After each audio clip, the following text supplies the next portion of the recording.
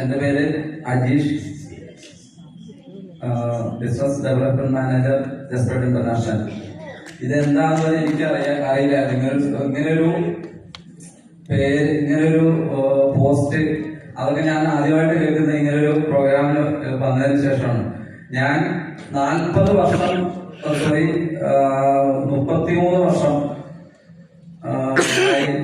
ജോലിക്ക് ഇറങ്ങിയിട്ട്.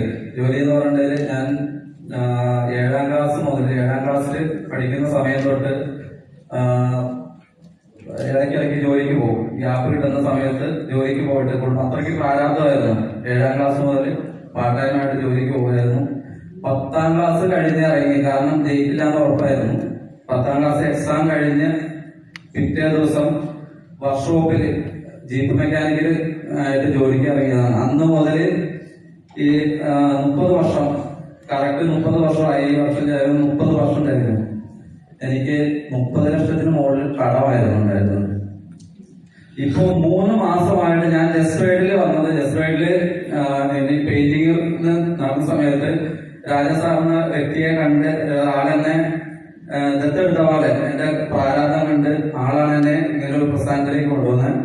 എന്നോട് കാര്യം എന്താണെന്ന് പറയാതെ വിളിച്ചുകൊണ്ട് വന്നതാണ്. ഒരു ദിവസം എന്നോട് ഒരു തലവസം എന്നോട് പറഞ്ഞു, അജീഷ നാളെ നമുക്കൊരു ഇടവരെ പോകണമെന്ന് പറഞ്ഞു.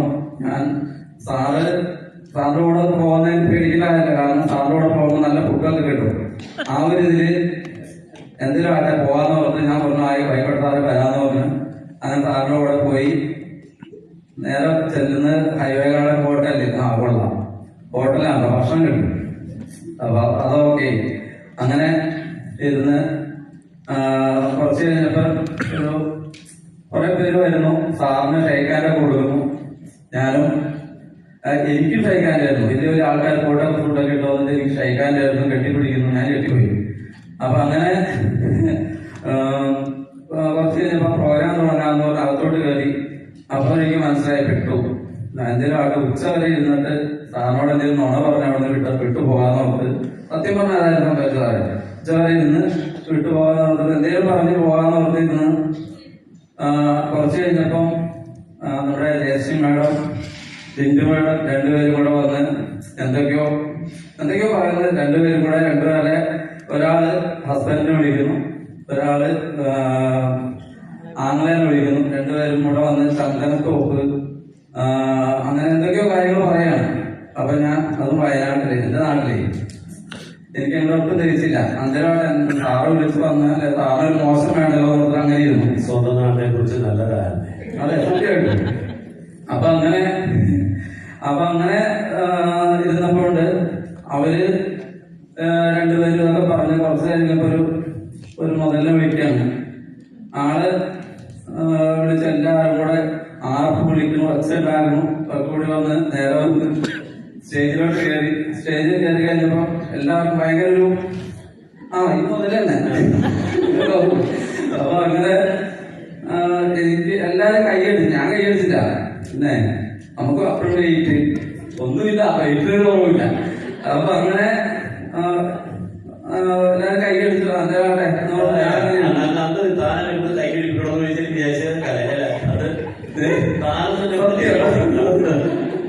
സത്യം. അപ്പൊ അങ്ങനെ ഞാൻ മൈൻഡ് ചെയ്യാതെ ഇരിക്കുകയാണ്. അപ്പൊ അത് കഴിഞ്ഞൊരു 3 മിനിറ്റ് സാറ് കയറി കഴിഞ്ഞൊരു 3 മിനിറ്റ് കഴിഞ്ഞുണ്ടാവും എനിക്ക് അവിടേക്കും ഇങ്ങനെ പോയി തുടങ്ങി. കാരണം ഒരു വല്ലാത്ത എനർജി സാറിനറിയാതെ ഞാനിപ്പോ എപ്പോ ഇവിടുന്ന് പോയിട്ടുണ്ടെങ്കിലും സാറിന് കെട്ടിപ്പിടിച്ചിട്ടേ പോകുള്ളൂ. കാരണം ആ ഒരു എനർജി 3 മിനിറ്റ് കൊണ്ട് എനിക്ക് കിട്ടിയ എനർജിയാണ്. അതിൽ കെട്ടിപ്പിടിച്ച കാര്യം പ്രത്യേക അറിയിപ്പുണ്ട്. കഴിഞ്ഞ ദിവസം ഞാൻ തൃശ്ശൂര് പോയപ്പോ പുതിയ ഷർട്ട് ഇട്ടിരുന്നു. ഇന്ന് അത് ഇടാൻ വേണ്ടി നോക്കിയപ്പോ ഇവിടെ ലിപ്സ്റ്റിക്കിന്റെ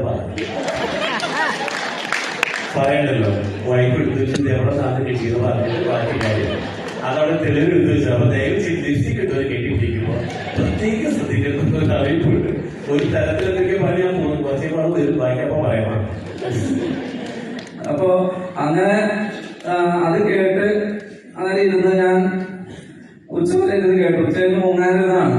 ഉച്ചവരെ ഇരുന്ന് ഉച്ചയ്ക്ക് ഫുഡൊക്കെ കഴിച്ചു. അതായത് ഫുഡ് ഉണ്ടല്ലോ, ഫുഡ് കഴിച്ച് മുങ്ങാൻ സാറോട് എന്തെങ്കിലും നോടെ പറയണം, എന്ത് പറയുന്നില്ല, രാജസ്ഥാനോടൊന്നും നുണ പറയാൻ പറ്റില്ല.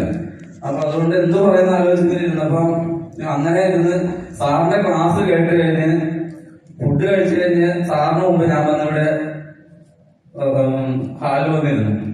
കാരണം എനിക്ക് പോകാൻ തോന്നിയില്ല. ഉച്ച കഴിഞ്ഞ് വേറെ സെക്ഷൻ ഉണ്ട് എന്ന് പറഞ്ഞപ്പം ഞാൻ സാറിനോട് അതൊന്നും എവിടെ പോകാൻ കാര്യമൊന്നും പറഞ്ഞില്ല. നേരെ വന്ന് സ്റ്റേജ് ഹാളിലിരുന്നു. ഉച്ച കഴിഞ്ഞിട്ട് ആ സെക്ഷൻ ഒരു വല്ലാത്തൊരു ഇതിലേക്ക് തന്നെ എത്തിച്ചു. കാരണം 30 വർഷം ഞാൻ ഉണ്ടാക്കിയ കടം, 30 ലക്ഷം രൂപ കടം, ഒരിക്കലും എനിക്ക് വേറൊരു ഇങ്ങനൊരു ഇതിനെ കുറിച്ച് ചിന്തിച്ചിട്ടേ ഇല്ല. കാരണം 10-40 പേരോളം പണിക്കുണ്ടായി. ഇപ്പോഴും എന്റെ കൂടെ പണിക്കുണ്ടായി. ഞാൻ ജസ്റ്റ് വീട്ടിൽ വരുന്ന സമയത്ത് 38 പേരോളം എന്റെ കൂടെ പണിക്കുണ്ടായി. ഞാൻ പെയിന്റിംഗ് ജോലിയായിരുന്നു ചെയ്തുകൊണ്ടിരുന്നത്. അപ്പൊ അതിൽ നിന്ന് ആഴ്ചയില് ചില ആഴ്ചകളിൽ 2 ലക്ഷം 3 ലക്ഷം രൂപയൊക്കെ എന്റെ കയ്യിൽ വരും. പക്ഷെ അവർക്ക് വിധിച്ചു കൊടുത്ത് കഴിയുമ്പോൾ എന്റെ കയ്യിലൊന്നും ഉണ്ടാവില്ല. അവർക്ക് കൊടുക്കാനുള്ള മാത്രമേ എന്റെ കയ്യിലുള്ളൂ, കടമല്ലാതെ വേറെ ഒന്നുമില്ല. അപ്പൊ അങ്ങനെ പിറ്റേ ദിവസം ഇവിടുത്തെ പ്രോഗ്രാം കഴിഞ്ഞിറങ്ങി പിറ്റേ ദിവസം സൂമിൽ കയറണം എന്നൊക്കെ പറഞ്ഞിട്ട് പോയി. അപ്പോഴും അത് നമുക്ക് ശരിയാവില്ല. അപ്പൊ അങ്ങനെ മടിച്ച് രാജൻ സാറ് വിളിക്കും. അപ്പൊ അതുകൊണ്ട് എന്ത് പറയുന്ന രാജൻ സാറ് വിളിക്കുകയും ചെയ്തു. ഒന്ന് കയറില്ല, അപ്പൊ കയറി സാറിന് വേണ്ടിയിട്ട് കയറി. അപ്പൊ അങ്ങനെ കയറി ചെന്നപ്പോ പിന്നെ അവിടെ ഈ മുതൽ തന്നെയാണ് പിന്നെ അവിടെ ഒരു രക്ഷയില്ല. വല്ലാത്തൊരു കിളി പോകുന്ന പോലെയാണ് ഓരോന്ന് പറയുന്നതും അതേപോലെ മനസ്സിൽ കിടക്കണം. അപ്പൊ അതേപോലെ ഒരു 3-4 ദിവസം കഴിഞ്ഞപ്പം ഈ സാറ് പറഞ്ഞ ഒരു അറിവ് വെച്ച് ഞാൻ ഓരോന്ന് ചെയ്ത് നോക്കി തുടങ്ങി. അങ്ങനെ ആ ഒരു റിസൾട്ട് വെറും 2 ആഴ്ച കൊണ്ട് എന്റെ അക്കൗണ്ടിൽ വന്നത് 4 ലക്ഷത്തിന് മുകളിലാണ്. അപ്പൊ അത് കഴിഞ്ഞ് ഇപ്പൊ നിലവില് 3 മാസം 21 ദിവസം ഇന്ന് തികയും. ഇന്നലെ വൈകുന്നേരം ഇന്നലെ 27-ാം തീയതി 28 ഇന്നലെ 28-ാം തീയതി 3,33,025 രൂപ എന്റെ ഇന്നലത്തെ ഒറ്റ ദിവസം പ്രയോഗം പറഞ്ഞില്ല. 3,33,025 രൂപ 3,33,025 രൂപ പെയ്ഡായിരുന്നു. അപ്പൊ അങ്ങനെ മൊത്തത്തിൽ എനിക്ക് ഈ ഒരു 3 മാസം 21 ദിവസം തികയുന്ന സമയത്ത് 3 മാസം 21 ദിവസമായി ഇന്നത്തേക്ക് ആയി. ഞാൻ കറക്റ്റ് നോട്ട് ചെയ്യുന്നതല്ലേ. 3 മാസം 21 ദിവസം തികയുന്ന ഇന്നലെ വരെ എനിക്ക് 3 മാസം 21 ദിവസം തികയുന്ന സമയത്ത് 15 ലക്ഷത്തിന്റെ മുകളിൽ മൊത്തം. അതായത് ഒരു മാസം 5 ലക്ഷം രൂപ ഒരു മാസം എനിക്ക് സ്വന്തമായിട്ട് വരുമാനം ഉണ്ടാക്കാൻ പറ്റി. പോരാത്തതിന് 10 ലക്ഷം രൂപ ജസ്റ്റ് പെയ്ഡിൽ തന്നെ എനിക്ക് നിക്ഷേപിക്കാൻ, ഇവിടുന്ന് ഉണ്ടാക്കിയ കാശ് കൊണ്ട് എനിക്ക് നിക്ഷേപിക്കാൻ പറ്റി. അതുകൂടാതെ എന്റെ മോന്റെ പേരിൽ ഫാമിങ്ങിലേക്ക് 1 ലക്ഷം രൂപ, 2 ലക്ഷം രൂപ അതും ചെയ്യാൻ പറ്റി എക്സ്ട്രാ. പിന്നെ പോരാത്തതിന് എന്റെ മോനെ കളത്തിലിറക്കി. കാരണം ഇപ്പൊ അജിത മേഡത്തിന്റെ കാര്യം പറഞ്ഞ പോലെ മേഡം 9ാം ക്ലാസ്സാണ്, ഞാൻ 10ാം ക്ലാസ്സാണ്. 10ാം ക്ലാസ് ഇങ്ങനെ ഒരു വിധത്തിൽ എത്തിച്ചതാ, ഒരു രസത്തിന് വേണ്ടി, അല്ലാതെ. അപ്പൊ അത്രയ്ക്കും ഇപ്പൊ മൈക്ക് വരെ പിടിക്കുന്നത് ഞാൻ ഈ ജസ്പേഡിൽ വന്നിട്ടാണ് ആദ്യമായിട്ട് സ്റ്റേജിൽ കയറുന്നത്. പെയിന്റ് ബ്രഷ് പിടിച്ചോടുത്താണ് മൈക്ക്. പെയിന്റ് ബ്രഷ് വരെ മര്യാദയ്ക്ക് പിടിച്ചതാണ്. അത് കാരണം അത്രയ്ക്കും ബുദ്ധിമുട്ടായിരുന്നു. അതുപോലെയായിരുന്നു അവസ്ഥ. കാരണം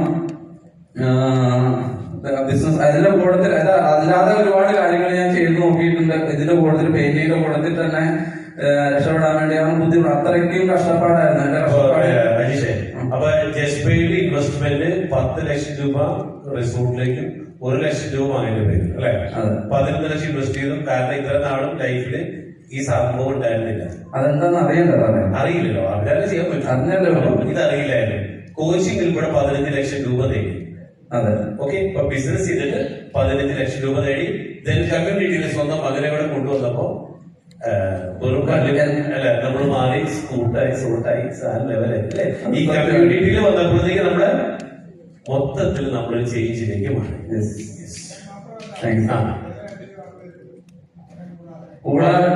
മകൻ കൂടെ 5 പേര്. 5 പേർക്ക് ജീവിതത്തിൽ വലിയൊരു മാറി കാണിച്ചു. തീർച്ചയായിട്ടും 5 പേരെയല്ല, ഇനി കാണുന്നവരൊക്കെ പിടിക്കുക. കാരണം അല്ല, എന്നെ പിടിക്കുക എനിക്ക് വേണ്ടിയിട്ടല്ല സാറേ, അവിടുത്തല്ല കാറുള്ളവരൊക്കെ പിടിക്കുമെന്ന് പറയുമ്പോ അവിടുത്തല്ല സാറേ. അതെ, ആ ഒരു ഇതാണല്ലോ. കാരണം 9ാം ക്ലാസ്സും 10ാം ക്ലാസ്സും ഒരു വ്യത്യാസമുണ്ട്. അതുകൊണ്ടാ ഓക്കെ അങ്ങനെ പറഞ്ഞല്ലോ. അടുത്ത വെയിറ്റ് ചെയ്യുന്ന സീനാണ്. Okay okay. അപ്പൊ കൺഗ്രാചുലേഷൻസ്.